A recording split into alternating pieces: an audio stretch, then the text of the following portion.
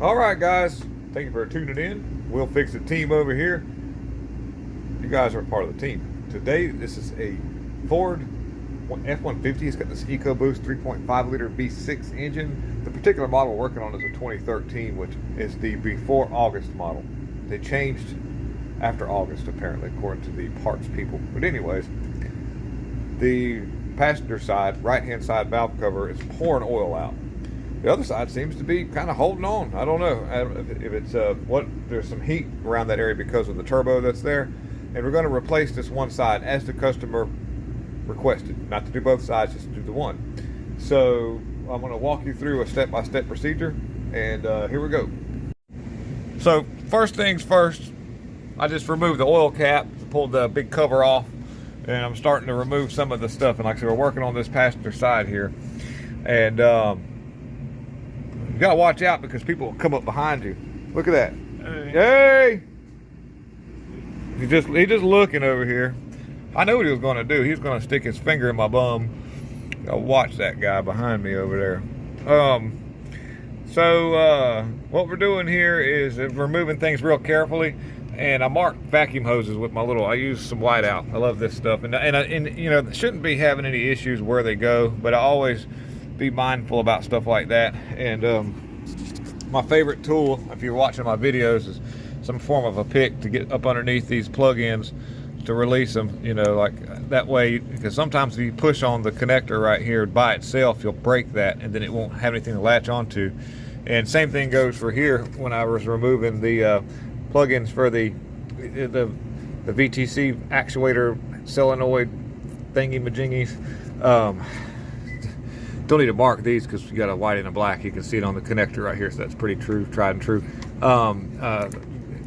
This is actually somewhat, there's not much you can do about that, you know. I had to pull that up.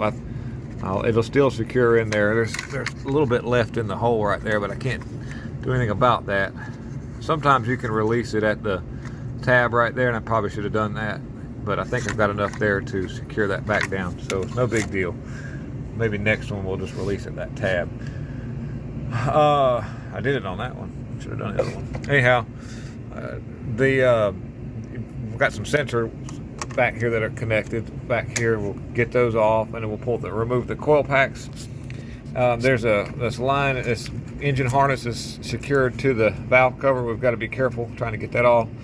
And same thing goes for some vacuum hoses. This is a hard line, so I'm going to disconnect it here real carefully so that I can remove this hard line, because it looks pretty stout right there, and lay that out of the way.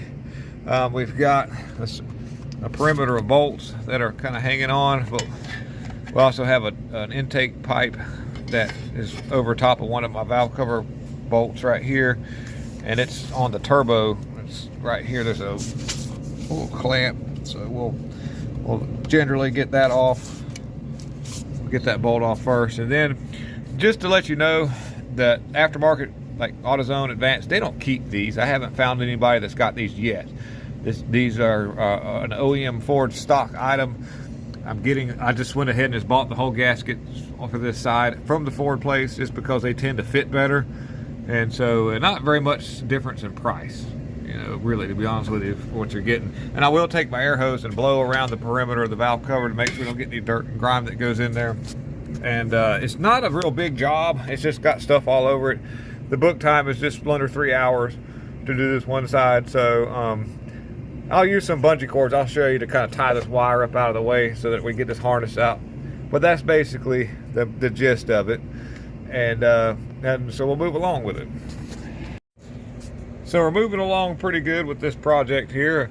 I did really end up releasing the zip strap clamp thing, because I didn't want to break that one off. I used my pick to get behind the actual little safety, or the latch that latches it in, and I'll be able to snap that back around. And then this little bracket thing right here is more attached to this hose, so I was able to just release that, take the 2 bolts loose. It's also hooked onto this heater hose line. I went ahead and removed the vacuum booster pump line thingy so that I could get that harness up off, and there's a little keeper right here over top of one of the valve cover bolts.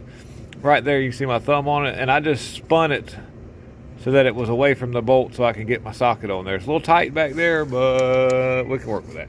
So now I'm going to remove, I've already took my air hose and I blew around this valve cover really well to move all the dirt and gook out of the way.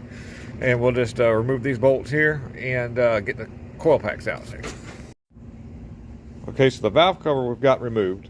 And you can see we've got our camshaft position sensors. That's what those are back there. And, you know, it was like not wanting to come off of there at all. And I had to kind of go around with this real gently and kind of ease around the edge till I got it to move, and it still wouldn't come off. And I've got new seals coming for it, but I was still really careful because you never know what they're going to send you from the forward place if it's going to be right. And I took my pick, of course, and this pick here I've actually kind of flattened it a little bit. It's hard to see in my picture, but I did that so that I could slip it down the side of like plug-ins and different things. And I kind of went around and I just broke it loose a little bit around this perimeter here, and the same thing right here, and then the same thing, you know, as much as I could around the spark plug tube seals, so that then the actual valve cover would come up off of there, and just kind of had to peel the tube back out of the way here so that it would sneak it out from inside of this. And then, you know, of course, being very careful not to skeet over top of these here and break the connectors off. And we're good now. We've got it off. You can see, you know, our timing chain system right here, and you can see the auxiliary chain going from one cam to the other. These are your phasers for your variable valve timing. And you know, you've got pretty much looks real Toyota-y up here if you ask me. It's like, Toyota, can we use your 3.4 liter design? Sure, we're done with it. That's what it looks like, which was a really good design, by the way. It's got some got a little deal for oil in right here. You can see that. I guess that transfers oil over. And then you got your vacuum pump for your auxiliary pump for when you're under boost. You still got vacuum on your power brake booster. Basically, so then we're going to take a wire brush and just kind of clean around this with some brake cleaner or a little bit of gas and clean up that residue, and install our new gasket and then reinstall our valve cover. I'm not opposed to putting a little bit of like Right Stuff sealer that I use. It's not a silicone base, but it's like a little and it's slick, and it'll allow the gasket to slide over this. I'll clean these up really well and then bolt it back down, and that's pretty much your procedure. And if you do a few of these, you can knock them out in the book time. Just don't get in a rush for your first time doing it. Just take your time, ease along. Oh, always too, and we'll clean this off, but when you put your new gasket, or you put it all back together, you want to put a dab of sealer on each one of these little places where this cover meets, so that you don't have oil seep out around that little seam right there. It could ease out of either both out of that side right there and make another leak. So you're going to clean that and put a little sealer on both sides of that, which you can't see because of that's in the way, but yep. So anyways, flip the camera back around. A big thanks for watching. If you have any questions, leave it in the comment section, but that's pretty much doing this one side, and we'll rock and roll with it. Peace out. Thank you.